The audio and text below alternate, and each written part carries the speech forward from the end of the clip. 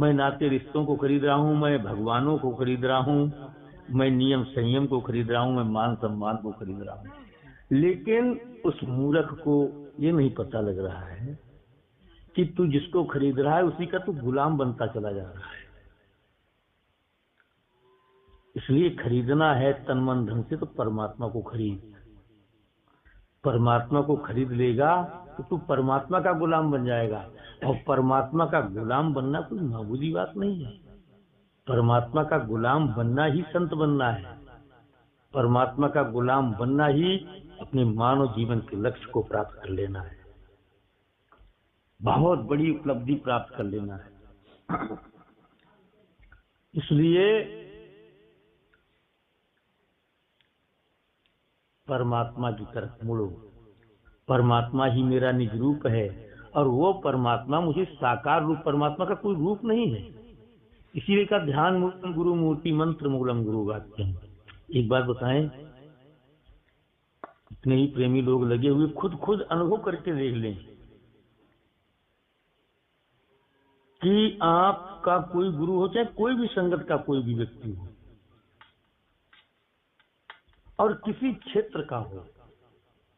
मान लीजिए आप संसार में किसी मालिक का काम करते हो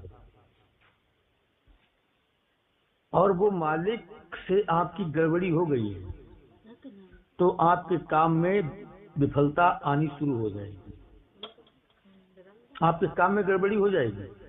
इसी प्रकार से अध्यात्म मार्ग में हमारा रास्ता गुरु है, द्वारा गुरु है, और गुरु से आपकी अनबन हो गई, उलझन हो गई, तो आपके उस मार्ग में बाधा आ गई, बच नहीं सकती। चाहे कितना भी अपने मनमाने तरीके से कर लेना, अपने अहंकार से चाहे कितने ही पुल बांधते रहना, चाहे कितना ही साधन भजन अभ्यास करते रहना, लेकिन आपका पुल बनेगा नहीं, आप उस पर निकल नहीं पाओगे।